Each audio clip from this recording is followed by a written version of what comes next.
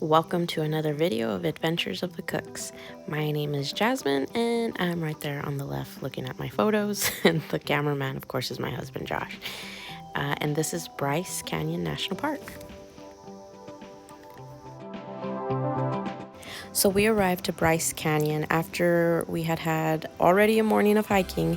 We actually did Angel's Landing this morning and then drove the 74 miles to Bryce, which was about an hour and a half.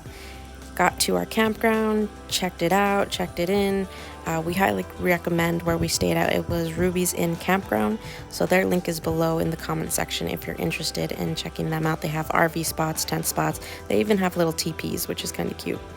So then once we checked in, grabbed some food, we decided to hit up Bryce Canyon and check it out. So we picked Sunset Point and possibly doing a hike because we still had about 2 hours till sunset happened. So we actually picked the Navajo Loop Trail, which comes off right off of the Sunset Point.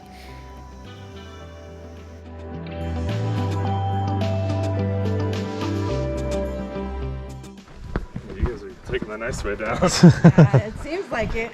We already did Angel's Landing today, so We don't need to do another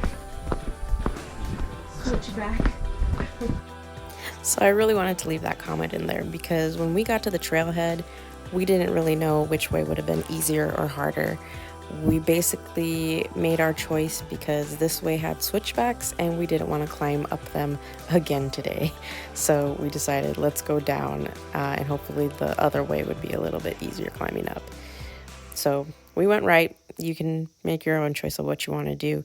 Navajo Loop Trail is about 1.5 mile hike with a 515-foot elevation.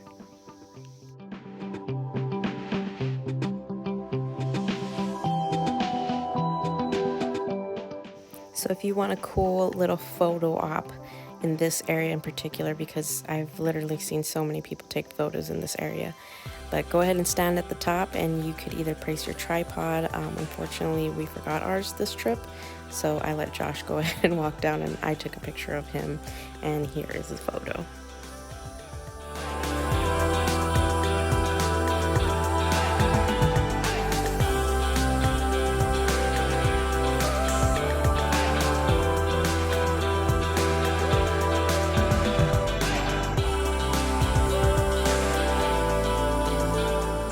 So one of the things I wish I had paid attention to a little bit closer is Bryce Canyon sits at about an 8,000 to 9,000 feet above sea level, meaning it's colder there.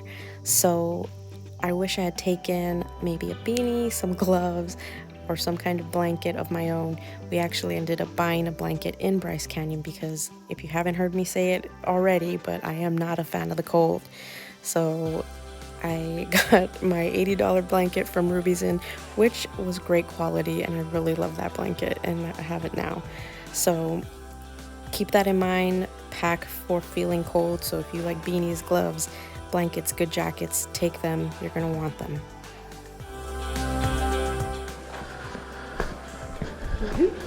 hoodoo, hoodoo, hoodoo. Whoa.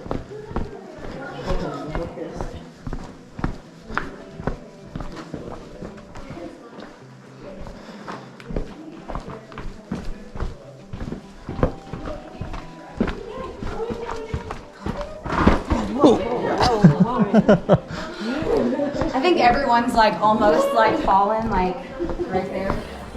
Feel scary. Yeah. Do you want to go inside? It's fine.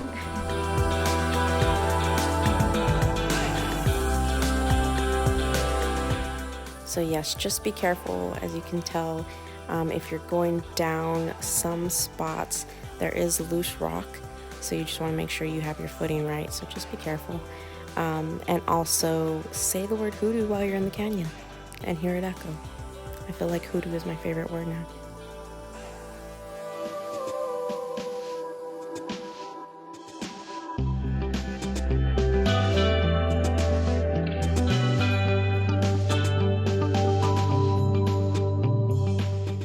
So really, Navajo Loop is just one trail in Bryce Canyon that we hiked.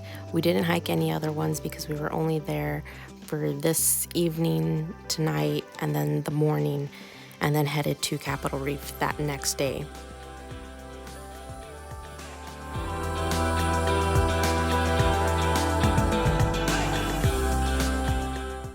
So if you are not an avid hiker or just not a fan of hiking in general, or you might have some little ones who are not going to be big about walking all over the place, Bryce Canyon is pretty friendly for that because most of the trails are under 3 miles that are fairly easy or moderate.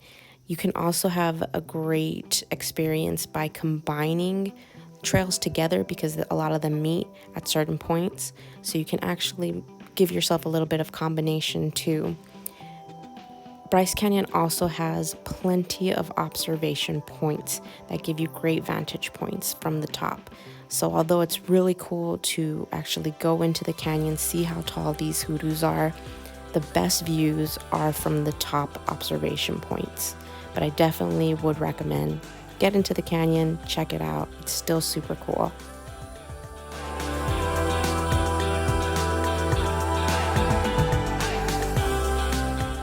So if you're coming to Bryce Canyon, you have 2 options of campgrounds you can choose from if you wanted to actually stay in the park itself.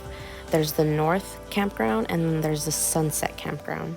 If you were to choose the North Campground, just know it is first come, first serve year round. So you want to make sure that you secure your spot. You should probably get there before even 11 a.m. I would even say sooner, to be honest with you, because they do fill up that quick. If you stay at Sunset Campground, you have the option, if it's between May 20th to October 15th that you're planning your trip, you can actually go to recreation.gov and see what's available to reserve your spot. If it's any time outside of that, it's going to be first come, first serve. So when we went, it was like May 18th. So it was first come, first serve. We did drive through the park campground just to see if there were any spots, just to bring us a little closer, but there was nothing available.